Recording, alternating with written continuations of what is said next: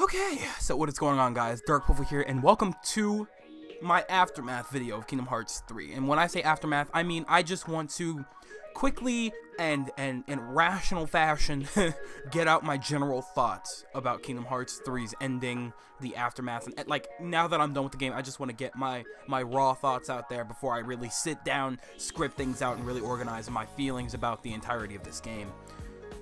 So that's really what I'm here for. And I know I told you guys I didn't want to do any more discussions, which is why I'm kind of going to limit myself to a certain amount of time with this, which may seem a little rushed, but whatever, it doesn't really matter. I really want to just get my raw thoughts out there, but I don't want to make you guys sit here for like half an hour while I talk about what I thought about this game. So I'm going to limit myself to at least like maybe 10, maybe 15 minutes. We'll see where I am by the time I'm done, and then I'll probably cut it down, but we'll see.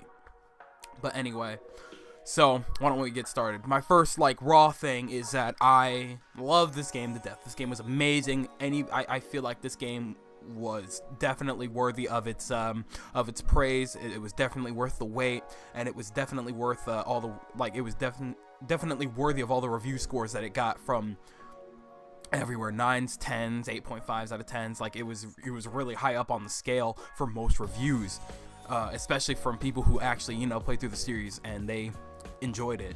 And like people have said many times before, I agree. Kingdom Hearts 3's plot is, or the general plot of Kingdom Hearts is written pretty roughly, but it's still a journey that's really worth experiencing. Like, I could not ask for a better series. Like, I love this game to death, and you're not convincing me otherwise. Like, you know, to love something, you have to, you know some, you have to come to terms with some facts about it too, and that's that you know, its story can be written pretty roughly, but for the most part, like, you know, it's been stated for years now, this is the end of the Dark Seeker saga, and they ended it on a pretty like, they ended it on a fantastic note for the most part. Okay, I probably should have warned you guys that there are going to be spoilers ahead from this point on. Okay, like, I from this very point on, there will be spoilers. So if you haven't finished the game yet or anything like that, I do recommend clicking away now. I'm going to be going really fast, talking about literal endgame stuff right now. I'm probably going to put a little disclaimer at the beginning of the video as well, but just in case, I'm going to give you guys a few seconds right now to get the hell out of here if you're not finished with the game yet or you plan on picking the game up. Okay, so anyway, without further ado, here I go. So the ending. Okay, so we have the regular ending after you have beaten Xehanort, and Sora decides to go off and get Kairi back. Okay. You know, he was warned many times, you know, you can't really, the power of waking isn't meant to chase hearts around. So if you do this, you may not come back from it. This is a very dangerous mission that you're going on right now. But he didn't care. You know, Kairi saved him a million times. Why can't he risk his life to save hers again, right? So without that, you know, and with that, he went off, saved Kairi. We got the ending of everybody hanging out on Destiny Islands, and then we get that clip of him and Kairi sitting on the tree together, and then she starts crying and he disappears. And that had me and my girlfriend screeching like animals, because we did not expect him to actually disappear like that. We never even considered the fact that he would end up leaving like that. And like, where did he go? Who knows, right? So, I mean, well, I'll talk about it in a minute, actually, where I'm pretty sure I think he went, but that's gonna be like a pretty much that's gonna be a whole different video on its own. So, but anyway, so yeah, he disappeared, and I was floored. Like, at least everybody else is safe, but where did he go? Like, that's my son. I'm gonna need him back really quick. Please bring him back. Okay, he's not dead. I refuse to believe so. Okay, that was my initial thoughts. Okay, so he disappears, and we get the credits, and I'm screaming. Okay, and then it moves on to the epilogue, which reveals Xigbar, or Lu Shu, bringing back the foretellers, or at least 4 of the foretellers. Ava is still missing, nowhere to be found. Who knows if she's dead or what? She's just not there. Okay, so with that, you know, we got the reveal of Lu Shu, and we still don't know what the hell's in that box he's been looking after all this time. he's had the box this entire time and just never let anybody know, because he was just kind of playing out his own role, doing his own thing, and watching how things unfolded within the Darkseeker saga, and really kind of took advantage of Xehanort, obviously. But we still don't know what's in the box. We still don't know what to expect from that. But the foretellers have been brought back, and he's probably going to manipulate them in some way, shape, or form using whatever's in the box. Okay. My initial thoughts are, okay, well, if there's a next game in the series, which there's probably going to be, because Maleficent and Pete, probably some of the more important characters in the series, didn't even get to play that big of a role this time around. So with them in the epilogue, they showed their little, like, you know, their little figures, whatever. With all this, I'm getting the feeling that the next mainline game is gonna, well, not all of them are mainline games, of course, but the next, like, probably numbered title, if anything, is gonna focus more on the Union Cross aspect, because that's where all of these characters came from, and that's the only, like, loose ends that really need tying up is Lucio / Zigbar, the foretellers, where's Ava, and Sora has only briefly met Ephmer, or however you pronounce his name. So there's a lot of loose ends that need tying up, but the thing is, Sora's gone right now, so he'd have to come back first, which is where I think this next thing that I'm going to talk about comes into play. Okay. But like I said, I'm only going to talk about this part briefly, very briefly, because I want to make a whole video about, like, what this next this next thing I'm about to talk about could mean. Okay, but here's my initial thoughts on what I saw. Okay, so a few days ago they released the update giving us the secret movie called Yozora, and you can only unlock this after getting a certain amount of lucky emblems. Okay, so that means, you know, take pictures of all the lucky emblems around each world, and you can eventually pick up this this secret movie.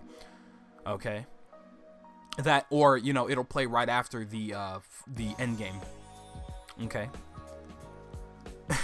Okay, so within the secret movie, you know, you have Sora. He's waking up somewhere, but he wakes up in, like, a city-esque environment. I'm like, okay, this is interesting. And, you know, eventually it pans out and reveals that he's in Shibuya, you know, Tokyo Shibuya. So, but a lot of, like, I saw that, I'm like, he's in Shibuya right now. Why is that? You know, and my first initial thoughts were, there's no way in hell he would be in you know, the quote-unquote scramble crossing. But I recently did some research that really changed my mind about what that really could mean. But anyway, I digress. He was in front of the 104. He was standing in the middle of the scramble crossing. There's cars everywhere, whatever. So that's where he is right now. I'm hoping to God that that's not presuming that he's, like, dead or something. I would cry so hard. I would cry so badly. Okay, I'm tearing up thinking about it right now. Okay, but I digress. So that's where he wakes up. That's where it shows him. He's walking around in Shibuya right now. It scrolls over to Riku, who's waking up in a different part of Tokyo. He was standing in front of a building that's recognizable. I don't remember the name of the building, but he's in Tokyo right now.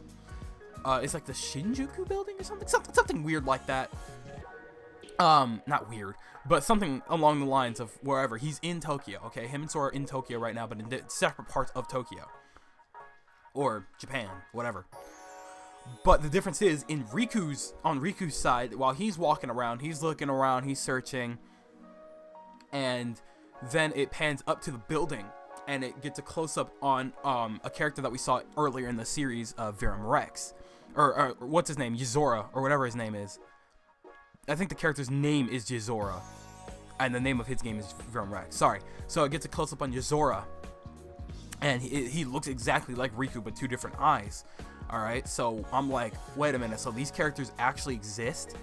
How did this happen? How did he get a video game, developed in an entirely another world unless somebody knew about him? That's insane how they did that. I don't know. So there's questions to be asked there, because if Sora met him, he would recognize him. Okay? And then it cuts to somebody in a black coat, of course, the typical Organization 13 black coat, and people have kind of speculated that this might be the Master of Masters, who is standing up on top of this building, staring up at the moon. He makes his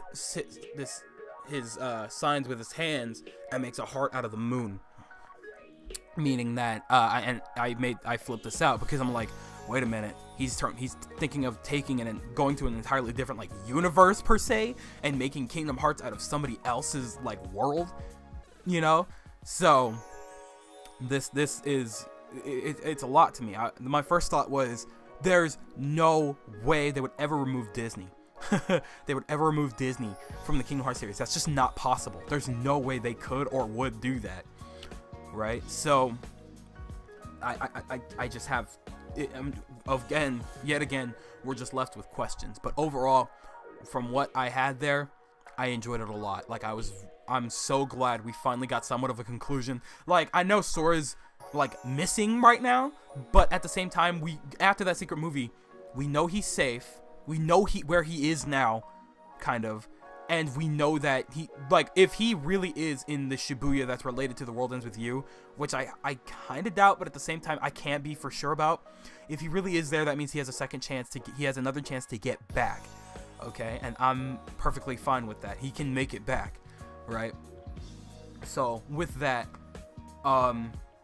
all of that tied together, like I said, it does leave us with a lot of questions, but not as many questions as when we started the game. You know, we were finally waiting. We were waiting for so long to find out how this series, or how this part of the story came to a close, and we finally know everything. And I'm pleased with how things came out. The ending was a little rough. I get that, but you know what? I'm glad that it turned out this way instead of like some other weird way. Like, if it ended simply with him just there, whatever, I think it would have been too easy. You know what I mean? It would have been, no, this is Nomura we're talking about. Okay, that would have been way, way, way too easy. Okay, so anyway, so that's my raw thoughts. I have probably a Let's Play going up on my other channel soon regarding Kingdom Hearts 3, or regarding what am I talking about? A Kingdom Hearts 3 Let's Play by the time you guys get this video will probably be out on my channel. So if you guys want to go watch that, that's where I'm going to be getting my review footage and any gameplay footage that I want to use for this channel to do some more projects that I plan on working on. So make sure you go check it out. And with that, that's going to go ahead and be my raw thoughts on the aftermath, on my personal aftermath of Kingdom Hearts 3.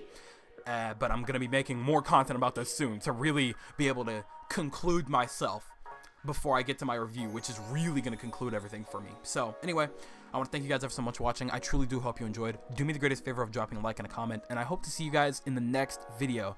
Do me the greatest favor of taking good ass care, and I will see you all next time.